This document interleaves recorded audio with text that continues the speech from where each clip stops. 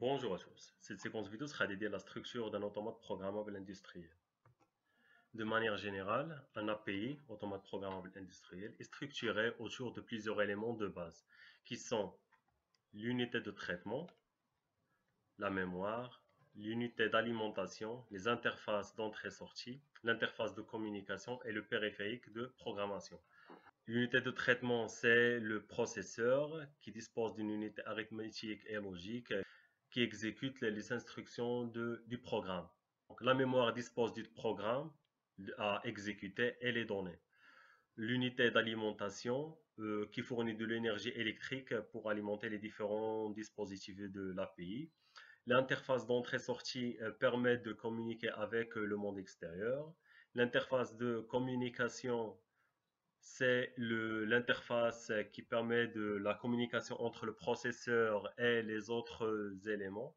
Le périphérique de programmation est responsable de la programmation de l'API. Donc, on programme l'API à partir de ce périphérique de programmation. On le stocke dans la mémoire. Donc, le processeur lit les instructions structurées dans la mémoire du programme et les données. L'interface d'entrée acquit les signaux de dispositifs d'entrée qui sont par exemple les interrupteurs et les capteurs. L'interface de sortie pour communiquer avec les dispositifs de sortie qui sont les actionneurs. Et vous avez donc le périphérique, donc l'interface de communication, c'est pour communiquer avec les autres périphériques. Et vous avez l'alimentation principale pour alimenter l'interface d'entrée, le processeur et l'interface de sortie.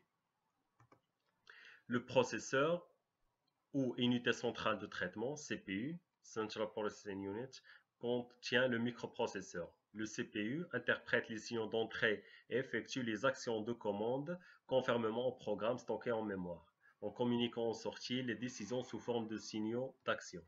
Donc le processeur lit les signaux acquis par l'interface d'entrée, exécute le programme suivant le signal d'entrée et fournit à la sortie les décisions prises suivant le programme stocké dans la mémoire.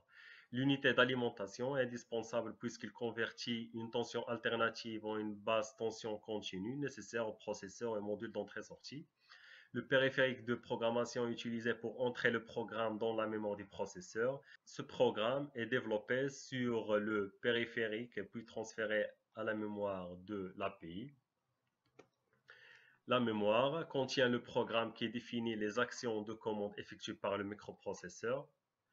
Elle contient également les données qui proviennent des entrées en vue de leur traitement ainsi que celles de sortie. Donc, la capacité de mémoire d'une unité de mémoire est déterminée par le nombre de mots qu'elle peut enregistrer.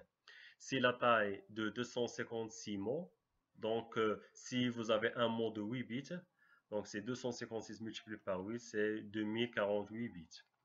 Si un mot de 16 bits, vous aurez 256 multiplié par 16, c'est 4096 bits. Le terme octet, byte en anglais, est utilisé pour désigner un mot de 8 bits. La taille de la mémoire est souvent indiquée en fonction du nombre d'emplacements disponibles. Donc, vous avez un K, donc 1 kg, c'est 2 à la puissance 10, qui vaut 1024. Une mémoire de 4K, donc c'est 4 multiplié par 1024, c'est 4096 octets. Et une mémoire de 50K, donc c'est 1024 multiplié par 50, c'est 51 200 octets. L'unité d'entrée-sortie d'un API apporte le circuit d'interface entre le système et le monde extérieur.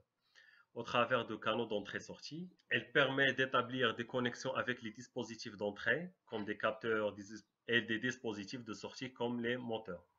C'est également par l'intermédiaire de cette unité que se fait la saisie de programme depuis un terminal. Donc, vous avez un terminal pour saisir le programme à stocker dans l'API. Donc, la communication entre le terminal et l'API se fait par cette unité d'entrée-sortie. En plus, avec les capteurs et les actionneurs tels que les moteurs ou bien une vanne. Chaque point d'entrée-sortie dispose d'une adresse unique que le CPU peut utiliser. Pour que le processeur communique avec un dispositif d'entrée ou de sortie, chaque dispositif a une adresse unique que le processeur l'utilise pour lire les signaux, par exemple, d'un capteur, ou bien pour générer des impulsions et des signaux vers le dispositif de sortie. Puisque les canaux d'entrée-sortie mettent en place les fonctions d'isolation et le traitement des signaux, il est possible de connecter directement des capteurs et des actionneurs aux canaux, sans passer par un autre circuit d'interface. L'un des avantages de l'automate programme industriel par rapport aux ordinateurs, c'est qu'il dispose déjà des interfaces d'entrée-sortie qui permettent de communiquer avec le monde extérieur sans passer par des autres circuits d'interface. Donc vous avez les canaux d'entrée. Le photocoupleur est un dispositif d'optoélectronique qui assure la communication entre les canaux d'entrée et l'API. Il fournit aussi l'isolation électrique pour la protection de l'API. Le tampon pour synchroniser la cadence de signaux d'entrée avec la fréquence du microprocesseur de l'API. L'unité de sortie, donc vous avez un verrou, c'est une bascule qui change d'état en fonction de cycle d'horloge, donc afin de synchroniser les signaux de sortie. Interface des pilotes pour commander le signal de sortie. Vous avez des pilotes tels que le relais, le transistor ou bien le triac, ainsi les canaux de sortie à brancher avec le dispositif de sortie. L'isolation électrique avec le monde extérieur est généralement réalisée par des photocoupleurs, également appelés optocoupleurs, dont le principe est illustré. Donc la diode électroluminescente est traversée par des impulsions numériques qu'elle produit un rayonnement infrarouge. Le phototransistor détecte le rayonnement rouge émis par la diode pour générer une tension. L'espace qui sépare la LED et le phototransistor crée une isolation électrique, mais une impulsion numérique dans le premier circuit permet néanmoins de produire une impulsion numérique dans le second. Donc vous avez les impulsions dans le circuit primaire de la diode, génèrent des signaux dans le secondaire par le phototransistor, et vous avez cette isolation entre le circuit primaire de la diode et le circuit secondaire connecté au phototransistor.